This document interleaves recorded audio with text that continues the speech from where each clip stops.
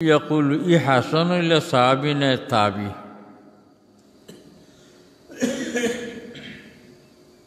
ইমাম হাসান তাবি তখন তান রওয়ায়াত রসুল্লাহ হইয়া হওয়া তাইন কইতে ইয়াকুলু কালা রসুল্লাহ সাল্লাল্লাহু আলাইহি ওয়াসাল্লাম।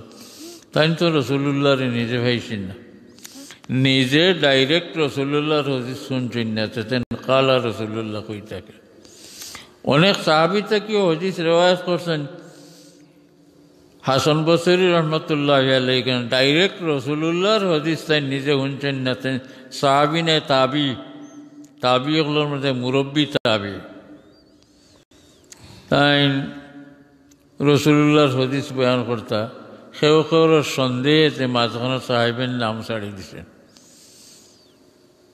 এই জিনিসটা নিগুড় কেউ লগালগ বুঝত না, অনেকে সন্দেহ করতা তাই রেওয়ায়ত এ তার নিজের মান বাড়াইবার লাগি রসুল্লাহর তরফে নিসবত করে এতে হাদিস বয়ান করতা হাসান বসরিয়ে।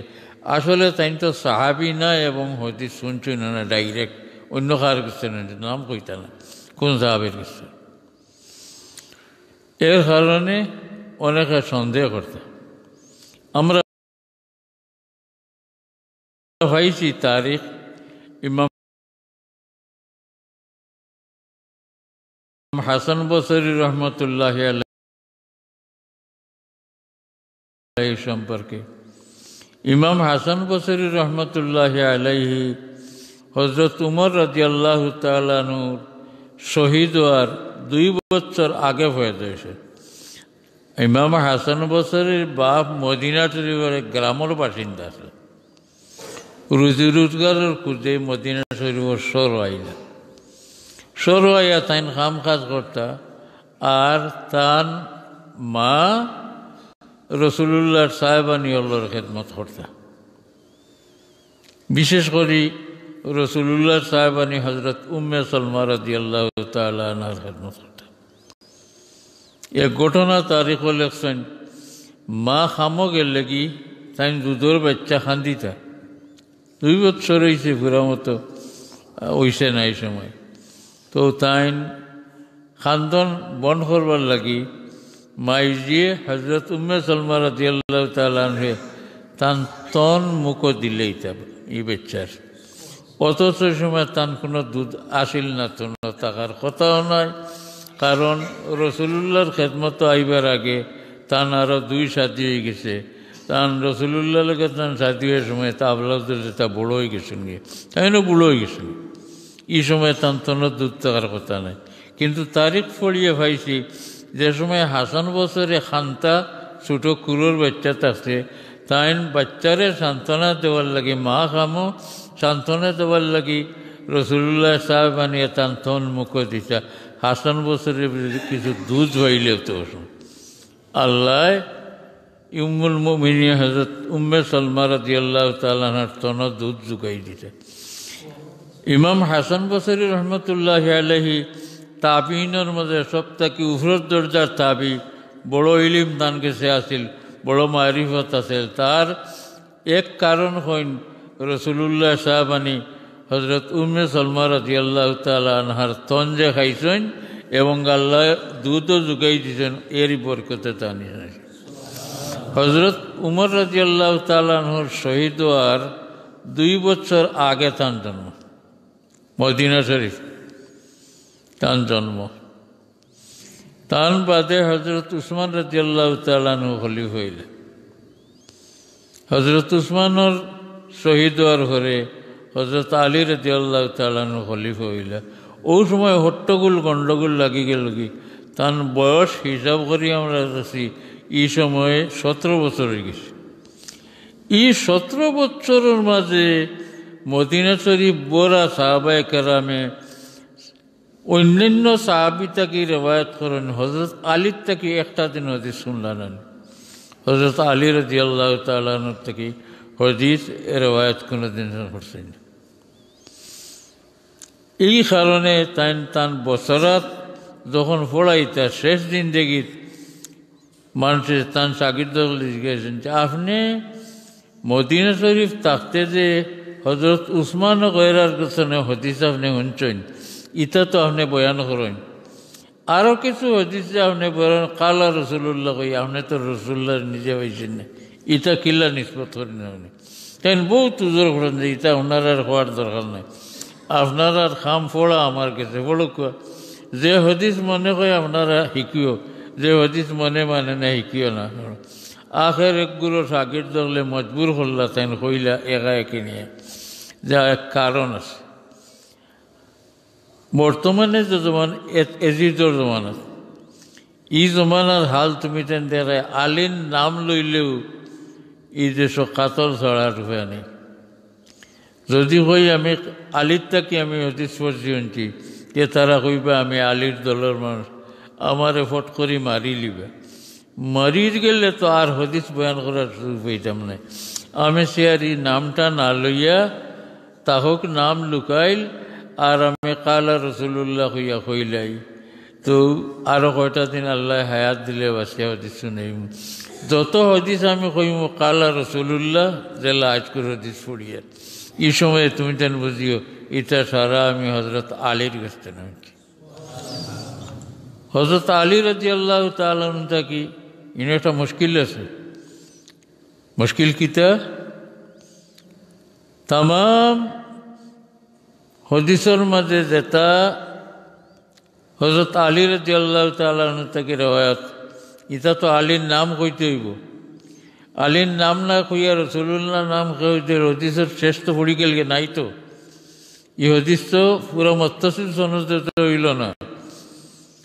মুহাদ্দিসিনে এক পথ পার করছেন, আসলে হজরত আলী তাকে তেমন হদিস রেওয়ায়ত করছেন। ইতিহাস জান লেখছেন, কিছু হদিসও আনছেন, বিভিন্ন কিতাবও আছে। হজরত আলী রাদিয়াল্লাহু তাআলা হদিস শুনছেন করিয়া নিজে বয়ান করছেন, নামও লিখে। আমভাবে হজরত আলীর নাম দিয়ে হদিস বয়ান করছেন। কারণ এজিদর গরমাগরমির কারণে ইও জমানা আছিল যখন এজিদর হুকুমতের ভিতর মসজিদের যে ইমাম এরারে হুকুম করা হয়েছিল খুতবাত হজরত আলীরে গালি দিতে হইব। হজরত আলীর নাম লইয়া, এখন তো চাইর খলিফার নাম লইন দোয়া দিন মানছে, কিন্তু এজিদর হুকুম আছিল আশপাশের সব ইমামগুলোর প্রতি যে হজরত আলীর নাম লইলে সওয়াদাল্লাহু ওয়াজহু, আল্লাহ এর মুখ খালা করুক, নাউযুবিল্লাহি মিন যালিক। এর কারণে সকল নামর লগে রাদিয়াল্লাহু আনহু আর আলীর নামর লগে খালি রাদিয়াল্লাহু না কাররামাল্লাহু ওয়াজহু, এটা আহলে সুন্নাতুল জামাতে বার করেন। যেহেতু এজিদি ইটায় হজরত আলীর নামও কইতা সওয়াদাল্লাহু ওয়াজহু, আল্লাহ বেটার মুখ খালা করুক, এর লাগে আহলে সুন্নাত আহলে হক দ্বারা কাররামাল্লাহু ওয়াজহু, আল্লিয়ে আর চেহারারে আল্লাহ সম্মানিত করেন। হৌ জমানার কথা, ই হাসান বসরিয়ে ডরাইয়া আলীর নাম লইতা না। মুহাদ্দিসিনের উদ্ধার ওরা ফত হয়েছে সাহাবাতু কুল্লুহুম আদুল,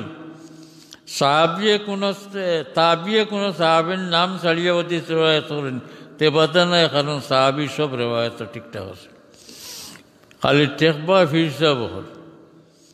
কারণ একমাত্র নকশবন্দিয়া সিলসিলার এক সনদ হযরত আবু বকর সিদ্দিক রাদিয়াল্লাহু তাআলা আনহুর মাধ্যমে রাসূলুল্লাহ লগে জোড়া লইছে।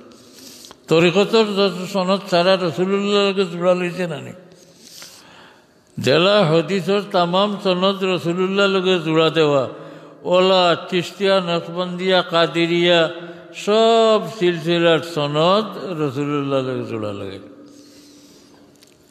ব্যবহার হইল যে নকশবন্দিয়া তরিকার এক সিলসিলা হজরত আবু বকর এবং সলমান ফারসি রসুল্লাহ পর্যন্ত জোড়া লাগছে, আর তাম সিলসিলাগুলোর জোড়া লাগছে হজরত আলী রসুল্লাহকে।